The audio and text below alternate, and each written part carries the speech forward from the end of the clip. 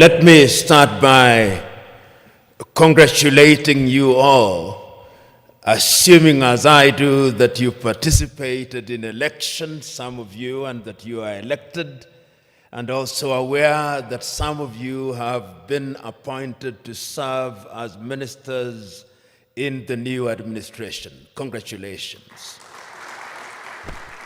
And also permit me to thank the Office of the Prime Minister for inviting me to share my thoughts with you on a subject that I think is very important, not only to the federal government of Ethiopia, but to the people of Ethiopia and by extension, the continent of Africa.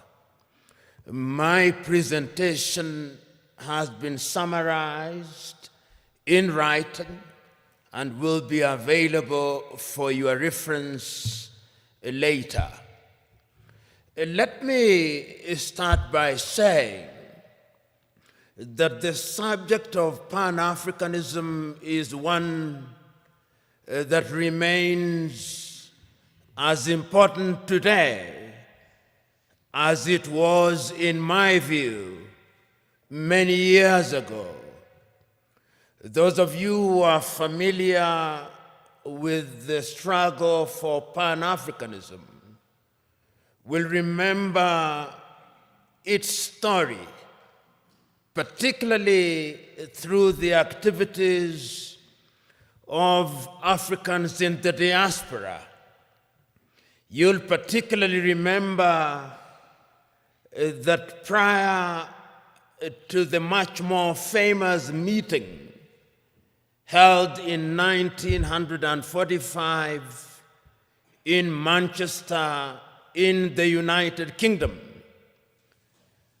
Africans in the diaspora, particularly in the Caribbean, in Trinidad and Tobago, in Jamaica, were very particular about having connection with the continent of Africa. You'll remember that they had many meetings, and you'll be familiar with some of the names, such as Sylvester Williams from Trinidad and Tobago, such as Marcus Garvey, and his call for Africans to go back to the mother continent. And you will also remember African Americans such as W.B.E. Du Bois, who was very active in the process of liberating the African Americans from the clutches of slavery and discrimination, and who also played a very critical part in the struggle for decolonization, culminating in the 1945 meeting, which for the first time was attended by Africans who later played a critical role in the struggle for decolonization. Of course, Ethiopia does stand out to the extent that it was never successfully colonized. There was limited occupation, and you are familiar with that history. Therefore, it is not mine to educate you on your own history, but you are familiar with it. But it must concern us, particularly at this time. And I hope during this conversation I'll be able to demonstrate why, in order for us to understand the present, we must understand the past, which will also enable us to have a glimpse on what the future holds. And one of the speeches which is seldom referred to is a speech that was delivered in the year 1906 in the month of April by a South African called Pixley Kaisaka Seme. And it is instructive that Pixley Kaisaka Seme was the first president of the African National Congress when it was founded in 1912. When Pixley Kaisaka Seme delivered that speech as a student at the University of Columbia, his title was The Regeneration of Africa. And what he was talking about at that time was an Africa that had borne the brunt of slavery and was laboring under the pain of colonization. Pixley Kaisaka Seme reminded his audience on that day that when the European powers assembled in Berlin in 1884 through to 1885, they agreed to divide Africa into spheres of influence for purposes of exploitation, so that the Germans had their share. If you remember, the Germans were present in what we now call Namibia. They were present in what we now call Benin, but was then known as Dahomey. They were present in what is now a part of Ghana, which was then the Togoland, the Volta area. The Belgians were present in Rwanda and Urundi, and they were also present in what is now the Democratic Republic of Congo. The Italians, to the extent that they could, tried to occupy Ethiopia and Eritrea, and were present in a portion of Somalia. The British were present, of course, in Uganda, in Kenya, in Nyasaland, in Rhodesia, and in Nigeria, and in many other places. The French, of course, were also present. And all these powers, even the Spaniards, were present in Equatorial Guinea, as were the Portuguese. And the whole idea was to use the resources, both natural and human, of the African continent, so that the partition of Africa was one that was designed to benefit the European powers. The partition was arbitrary. If you look at the nation states that we now have, or is it states that we now have, with many nations in them, every other African country that we are talking about now is struggling to be a state. All of them, without exception, all of them. And this is what Pixley Kaisaka Seme was saying. How will we regenerate this continent? And it's instructive that he was talking at a time when the entire continent of Africa was under colonization, excluding Liberia and Ethiopia, all of them.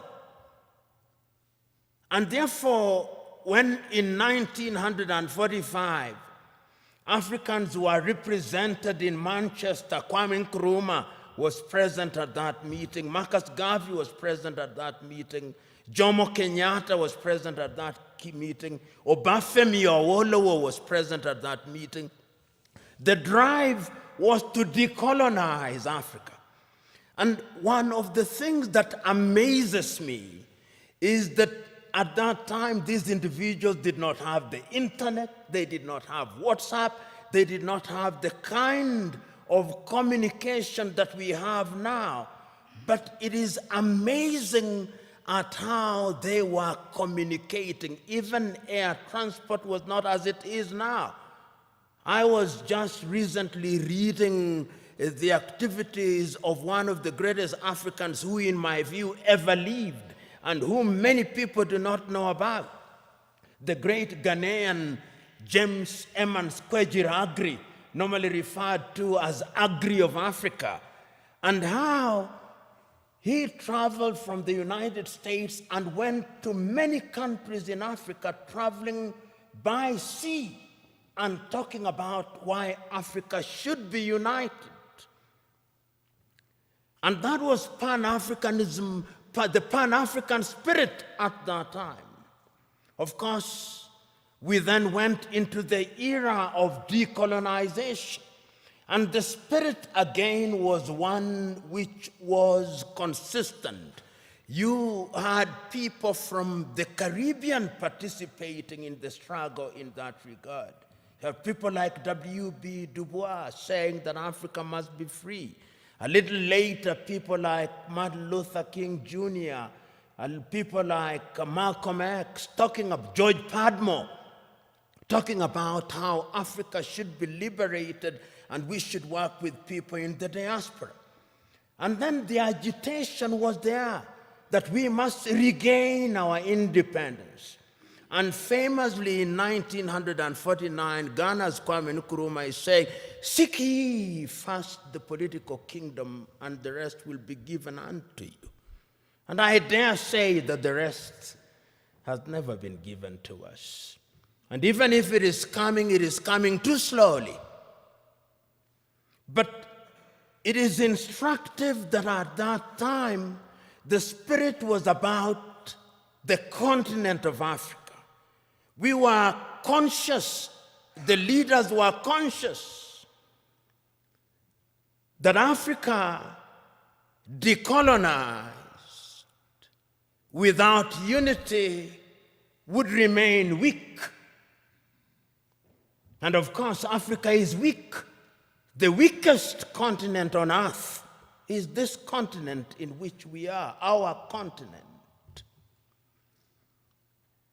So the struggle for independence was everywhere across the world, across the continent of Africa. So when on the 6th day of March, Ghana regained her independence as Ghana, it was then Gold Coast. I think the most eloquent and the most passionate warrior for Pan-Africanism was Nkrumah. He said on that day, and again later, that the independence of Ghana means nothing if the rest of Africa is not free. And he meant it, because when Ghana regained independence in 1957,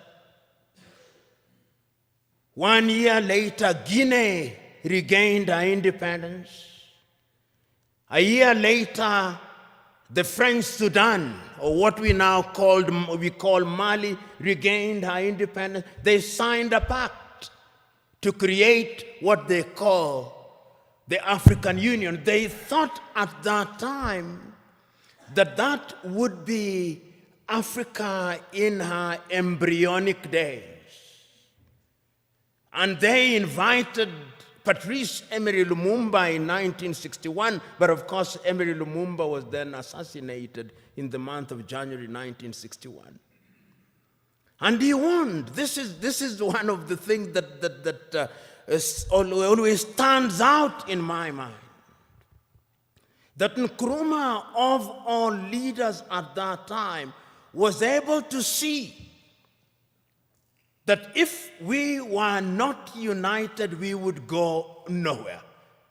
So in 1958, he summons a meeting in Accra, Ghana, of the then independent African countries and tells them, if we don't unite now, The neo-colonialist is going to ensure that we remain disunited and we remain small, and they are going to ensure that the neo-colonial project continues. In 1961, on the first day of January, again in Casablanca, Morocco, he tells his audience, let us unite now before each one of our leaders begins to get used to power, because power is easy to get used to. You who have been elected will know. Once you become a minister and you become used to people saluting you and opening your doors, if it happens for 1 month, you will find it very difficult if you lose your ministerial position when there is nobody to salute you and to open your doors. That is how attractive power can be. And he warned the people then. But the colonial project was alive and well, because as they were meeting in Casablanca, Morocco, there was another group that was meeting in Monrovia in Liberia. That is how Africa started splitting, creating two groups, the Casablanca group and the Monrovia group. The Casablanca group, which comprised, I think famously, Kwame Nkrumah was there from Ghana, Gamal Abdel Nasser was there from Egypt, Ahmed Ben Bella was there from Algeria, Modibo Keita was there from Mali. They took the view, unite now. The Monrovia group, comprised of William Tubman at that time. Emperor Haile Selassie was also in the Monrovia group. Mwalimu Kambarage Nyerere was in the Monrovia group. They took the view, we want to unite, but gradually. Let it be gradual.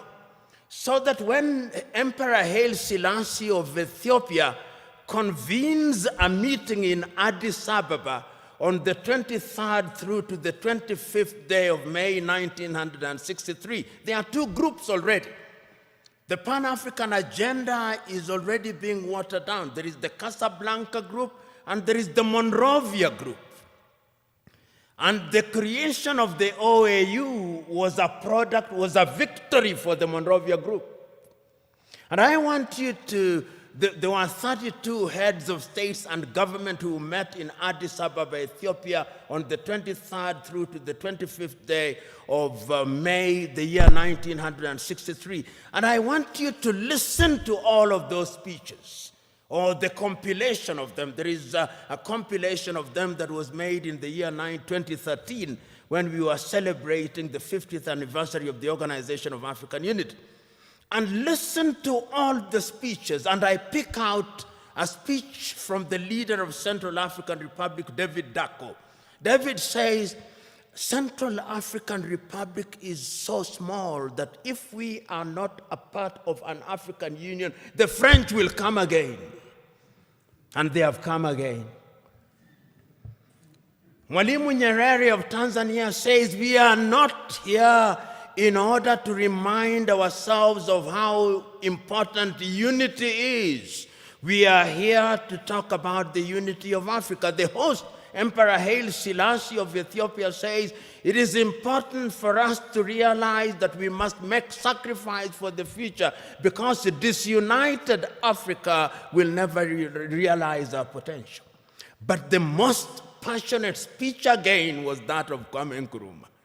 He tells them, let us not leave here without one government, without one army, without one currency, and without having chosen a capital. And I propose that the capital of the new Africa either be located in Bangui in Central African Republic, or Leopoldville, now Kinshasa, in the Democratic Republic of Congo. But I'm open to any other suggestion. And let us leave here once we have put together a council of foreign ministers in order to begin to work towards an African Union. That is Kwame Nkrumah. Nobody listened to him.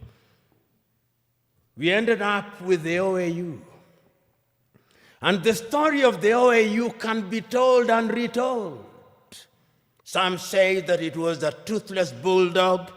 Others say that it was not even a dog.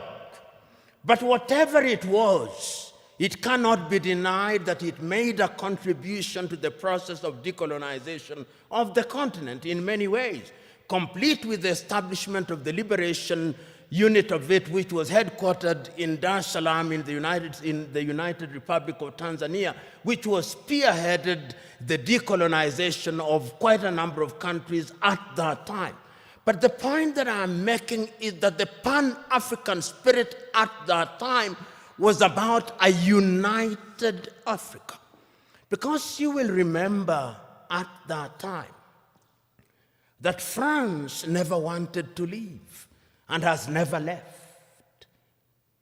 It is always instructive that when the French left, they formed an organization called Organization for French-Speaking Countries. The British also created their own Commonwealth of independent nations. But what is instructive is that the Queen is always the head of those independent nations. I've never understood that. Perhaps the presidents do.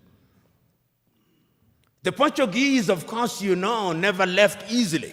Until 1980, when I was an adult, they were still fighting in Mozambique, in Cape Verde, in Guinea-Bissau, in Angola, and in Mozambique. The apartheid regime, of course, only left in 1994, and I wonder whether they have left. That is Africa for you. So that the fears of Kwame Nkrumah that if we were not united, we would have problems, started haunting us. He said that if we are not united in the Pan-African spirit, what is going to happen is that the imperialists is going to control us. They are going to emphasize our ethnic differences. And they are going to ensure that we begin fighting amongst one another. And as we do so, they are going to exploit us. And they started. In January 1961, they assassinated Patrice Emery Lumumba, and Congo has never been the same again. In 1963, they assassinated Sylvanus Olympio in Togo, and Togo has never been the same again. Then there were coups d'etats. Kwame Nkrumah himself, in 1966, eliminated via coup d'etat, all his writings, all his speeches banned, never to be read, never to be listened to until 1972, when Ignatius Kutu Acheampong rehabilitated him. Ahmed Ben Bella in Algeria, gone. In Nigeria, Nnamdi Azikiwe and Abubakar Tafawa Balewa, gone. In Mali, Modibo Keita, gone. In Chad, everywhere, coup d'etats. Here in Ethiopia, 1974, if I'm not wrong, coup d'etat and the emergence of the Deg regime. In East Africa, Uganda, coup d'etat, mutinies in Kenya, Uganda, Tanzania in 1971.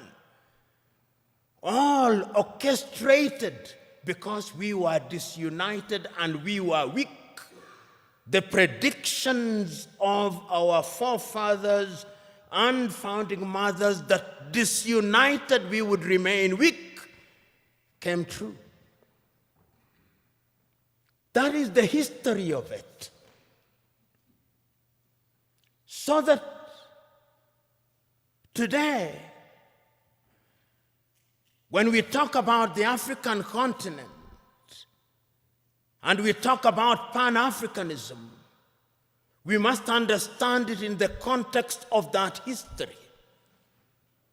And you will remember that it is not as if Africa never realized or never recognized that our weakness would be in our disunity. We did. We did. Because regionally we were trying to integrate. We were in the East African community, we were creating the East African community. In South Africa, we were creating SADC. In West Africa, we were creating ECOWAS. In Central Africa, we were creating the Organization of Central African Communities. In the North, we were creating the Maghreb. Even in this region, we were converting IGAD into something in the nature of an economic community. We were creating COMESA. We were aware that Africa could only operate and operate meaningfully if we were integrated. We are not trading with one another. Intra-African trade is not anything beyond 15%, the lowest anywhere in the world. If you look at all our sectors and look at them, look at our agriculture, almost all African countries are net food importers. There is not a single African country that is in meaningful technology. Not a single African country produces a mobile phone. Yet the single most important ingredient in mobile telephony is to be found in the Democratic Republic of Congo. Not a single African country produces a car other than assembling completely knocked down kits. There is no meaningful production of pharmaceutical products in Africa. And if there was any doubt, COVID exposed it. All African countries, the 55 of them, are waiting to either receive Sinovac from China, Sputnik from Russia, AstraZeneca, Johnson or Moderna. And we don't even know what they are because our bureaus of standardization don't know. If you ask the Ethiopian Bureau of Standards what they are asking us to be injected with, they do not know. They just believe it is a vaccine because the Americans have said so or because the Chinese have said so. Africa is weak. So that even this magnificent edifice, I suspect, has not been erected by Ethiopian engineers. When I see the signage in Chinese, I suspect it is the Chinese. That is how weak we are. That is the reality of our mother continent.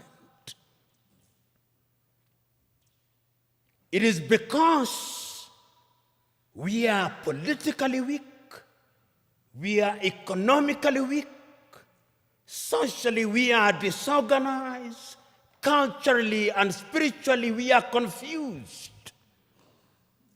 That is the continent in which we are today. And the question, therefore, what would we do continentally in terms of trade? In 1980, under the Lagos Plan of Action, and some of you have been ambassadors, some of you, you are now serving cabinet ministers, you will grapple with this on a daily basis. Under the Lagos Plan of Action, Africa sat down in Lagos and said, we are going to improve trade amongst ourselves. 1980, Lagos Plan of Action. Did we do it? No, we did not do it. We did not do it because the European Union was instead engaging us under the African Caribbean, the Lomé Convention of 1975, or the Cotonou Convention of 2000. Africa remains the only continent which is described as Anglophone. So in Kenya or Uganda, where possibly only 20% speak the English language, we are Anglophone. In French, former French colonies, they are Francophone. In former Portuguese colonies, they are Lusophone. In some Arab countries, they are Arabophone. That is who we are. So, when the OAU met in 2013, they asked the question, what happened to the Pan-African spirit? And when, therefore, they met in Sirte, in Libya, under the tutelage at that time of Muammar al-Gaddafi, it was resolved in 1999 that the OAU be renamed and be referred to as the African Union, and it was launched, as you know, in Durban, South Africa in the year 2000. But one of the most important things in the 2013 was the speech of the then chairman of the OAU Council, Nkosazana Dlamini Zuma, here in Addis Ababa in Ethiopia. And I want you to read that letter, which I'll paraphrase, in which she writes an imaginary letter to Kwame Nkrumah. He tells and apologizes to Kwame, telling Kwame, we apologize to you because we did not listen to you. We are weak because we did not listen to you. We are divided into 54, 55, depending on whether the Moroccans agree that Sahrawi is a country. Nobody cares about us. And brothers and sisters, if you want to know how weak we are, and we are weak, look at how we are treated. Last month,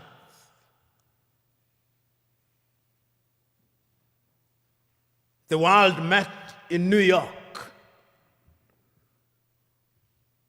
The General Assembly. When African heads of states and government are speaking, the hall is empty. Nobody bothers because they are saying nothing. And even if they are saying something, it is something that can be ignored. Compare when an African head of state and government is speaking and when the Prime Minister of Little Israel is speaking. They will listen because we are weak and disunited.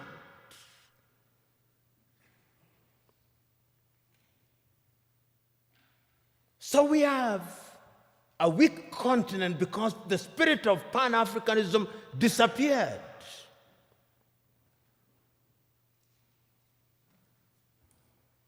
So the question that we can ask, what is the state of Pan-Africanism as we speak today?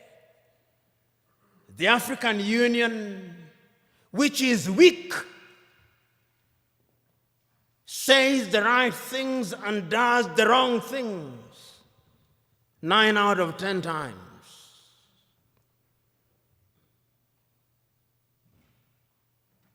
And what are the critical areas in which we are weak? We are weak politically because nobody listens to us. On the 3rd day of March, 1900, on the 6th day of March, 1997, Mwalimu Julius Kambarage of Tanzania, speaking in Accra, Ghana, on the occasion of the 40th anniversary of the independence of Ghana, said, the speech is entitled, "We Unite or We Perish." And Mwalimu says,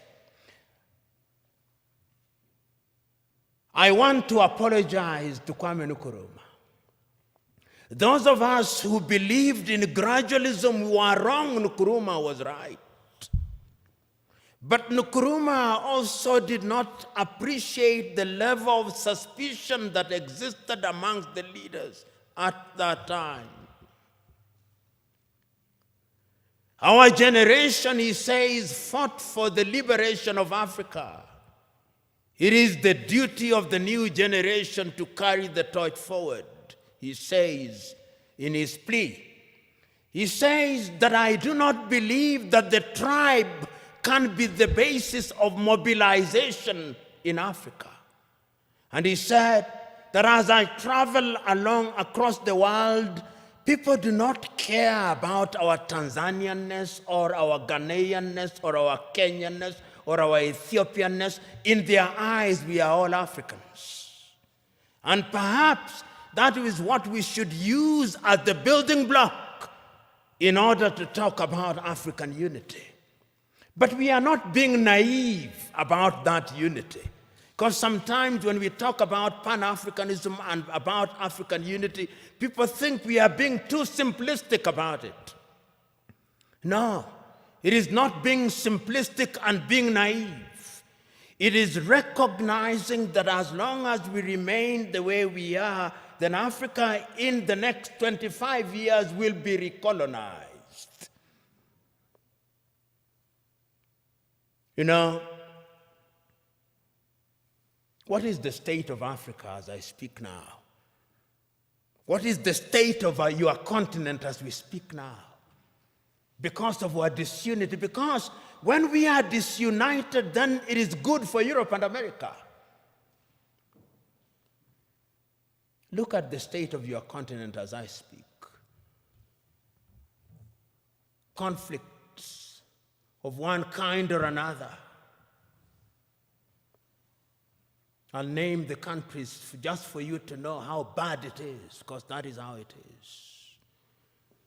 Go to northern Mozambique. The gas that is there cannot be produced because there is conflict. Northern Mozambique. Go to Somalia. Conflict. Here in your motherland, conflict. Go to South Sudan, conflict. Go to Sudan, conflict. Go to Libya, conflict. Go to Central African Republic, conflict. Go to the Democratic Republic of Congo, conflict. Go to Burkina Faso, conflict. Go to Mali, conflict. Go to Chad, conflict. Go to Niger, conflict. Go to Cameroon, conflict. Go to Nigeria, conflict. Do I go on? That is the state of the continent. So that even when we talk about intercontinental trade, you tell me, can you drive from Addis Ababa to Dakar in Senegal?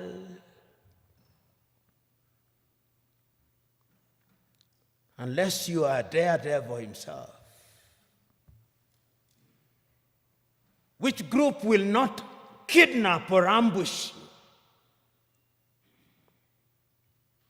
That is the state of the continent because we are weak and disunited. I fly from Nairobi, Kenya for 1.5 hours. I come from the shilling zone. I go into the birr. 33 currencies in Africa. 33 currencies. None of which is used to conclude transactions anywhere. I come to Addis Ababa, Ethiopia, and I show my shilling. They say, what is this? But let me show the dollar. Oh, this is it. Let me show the euro. This is it. 80% of transactions in Africa are concluded outside of the continent in dollars. So you may have the Central Bank or the Federal Bank of Ethiopia, or Mickey Mouse. You may have the Central Bank of Kenya, Mickey Mouse. You may have all these 54 central banks useless because we are not playing in the real league, we are playing in the small league. That is the state of the continent. So as you have the honor and privilege of serving in the government of Ethiopia, and as you think about integration, that is the continent in which you are now, weak. That is the state in which we are. I watched a woman from Nigeria who had been rescued from the Mediterranean around Lampedusa saying, I will not go back to Africa.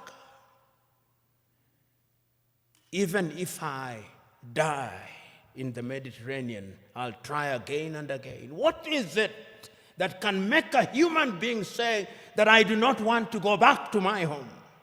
Because the natural instinct of a human being should be that you want to go home. It's because we are weak. Let me conclude by looking at Africa in the future. What is the state of Pan-Africanism?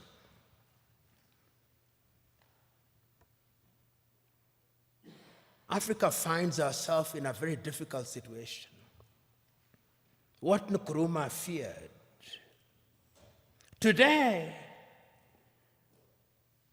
many African leaders have gotten used to the trappings of power. And those who speak about power, right? Power corrupts, and absolute power corrupts absolutely. I remember in 1997, I think, I may be wrong about the year, 1995, I think, I was serving as an intern at the Mwalimu Julius Nyerere Foundation in Dar es Salaam. And I had the privilege and honor of driving with Mwalimu Nyerere in Dar es Salaam. And he had only one guard and a driver. And he stopped at the few traffic lights and only moved when the traffic lights moved. And I asked him, Mwalimu, how did you leave power? He said, oh, when I said I wanted to leave office, there was no shortage of people telling me, don't leave us as orphans. It is very rare to find those in positions of leadership in Africa today who would willingly leave office.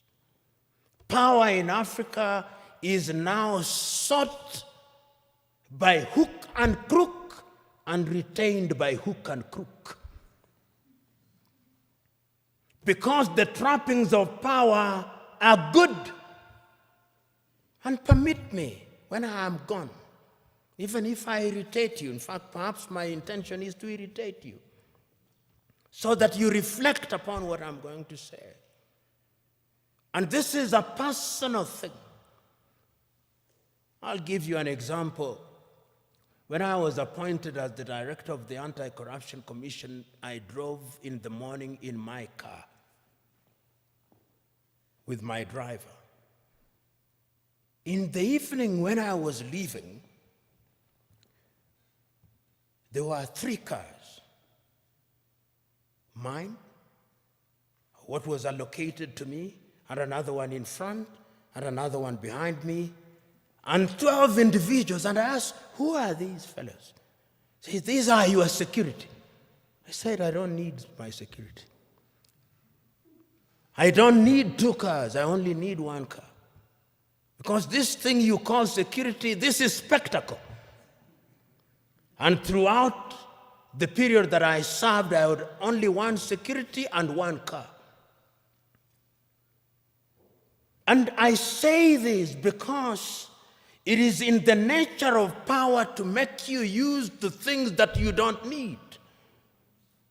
And once you get used to them, then without them, you feel empty and lonely. And you will find them. You will be told, and many of you will love them. They are good. When doors are opened for you, they are good.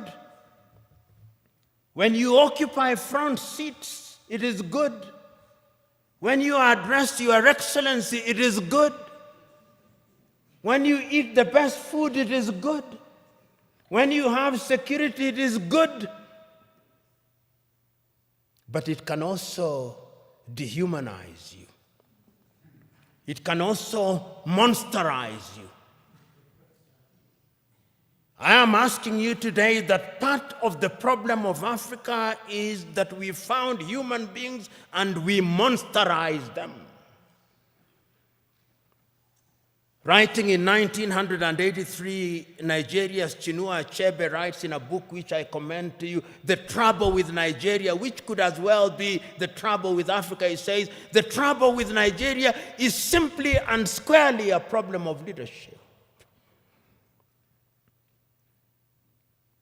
As we look at Africa today, I hope that this administration, which has now committed itself to the Pan-African movement, will think in that direction. And this brings me to what I think should be contemporary Pan-Africanism. If you look at the Treaty of the East African Community, the Treaty of the East African Community says that there shall first be a common market, then a common currency, and political federation, which ought to have happened in the year 2010. East Africa Community should have had its first president in 2010. That is now 21 years, 10 years later, there is no such thing. In ECOWAS, it ought to have been the same. In SADC, it ought to have been the same. I hope that with your population of 120 million, because Ethiopia is an economic powerhouse potentially.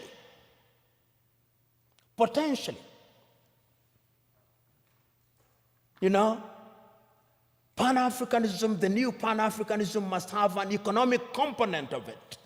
That is how I understand Africa Agenda 2063.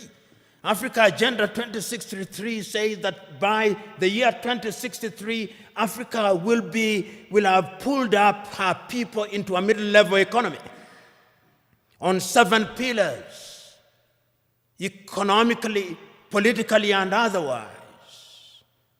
And the Africa Continental Free Trade Area suggests to me that we'll have broken all the tariff and non-tariff barriers.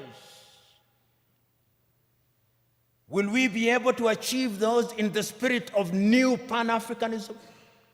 Will we have one currency? Will we have one passport? We have already said so under the Kigali Agreement that we are going to have one passport. Will we have one telephone code? We have 55 telephone codes. You move from Nairobi 254, you come here, you have another one, you go to Eritrea, you have another one. There is no connectivity in the 21st century. How can you be taken seriously? Those of you in the United States of America, you fly from Boston, Massachusetts to San Francisco in the West, 6 hours, 40 minutes, the code is 1. The tariff is 1. The COVID test is 1. I moved from Nairobi to Addis Ababa, COVID test. If I don't travel this evening, I'll be subjected to another COVID test. I go to Tanzania, COVID test. Uganda, COVID test. Your nose will begin debating with you.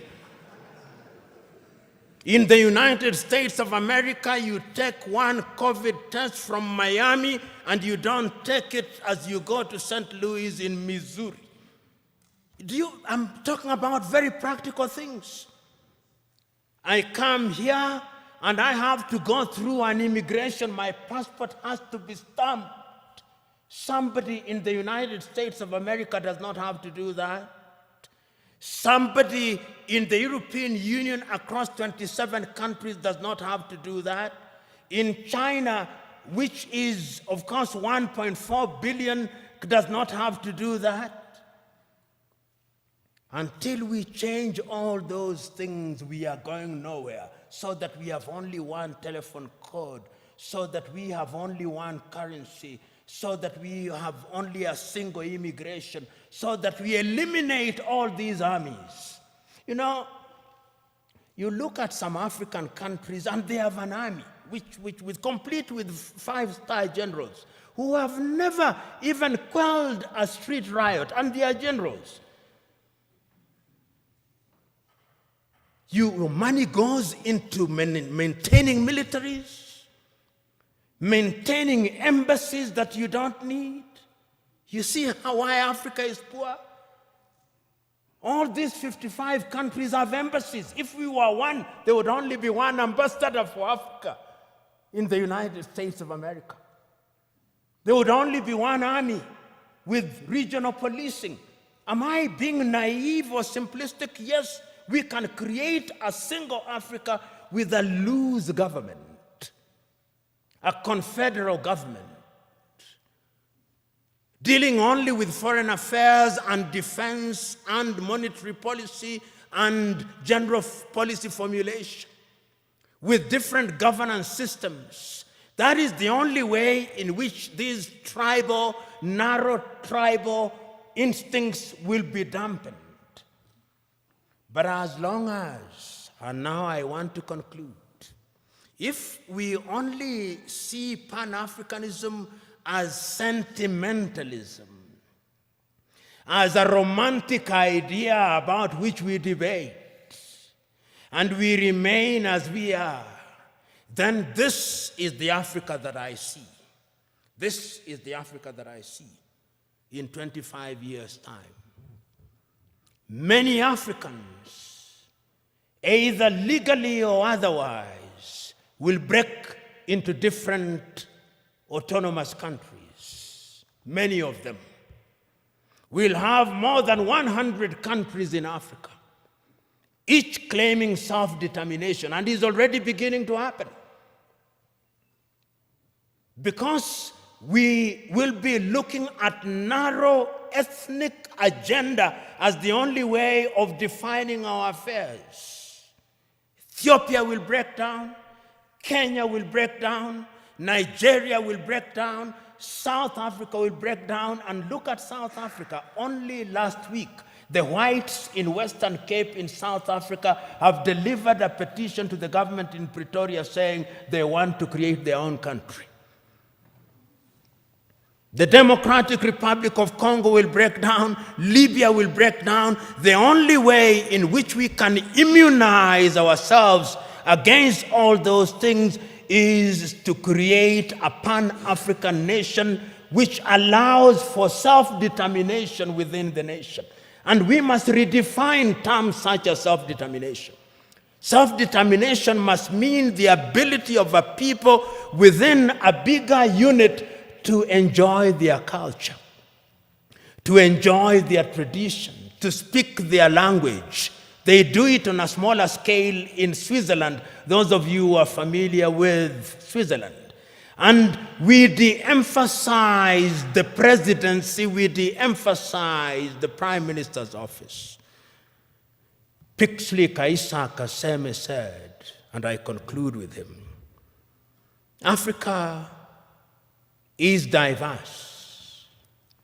Some people say that because of our diversity, she cannot unite. She can.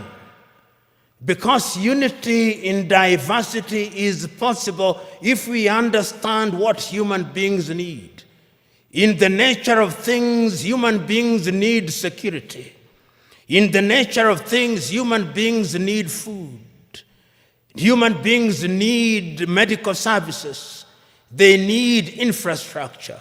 If you have a government that allows that, he said, then it reminds me of the piano. If you press the black button of the piano, it produces some sound. If you press the white one, it produces some sound. But if you press both the black and the white, it produces melodious music. And I think that the new Pan-Africanism must look to that. And you who have the honor and privilege of thinking and working in government, it is your duty to start that journey. It is not going to be easy, but it is an intergenerational journey. Play your part, for it can be done, and it must be done.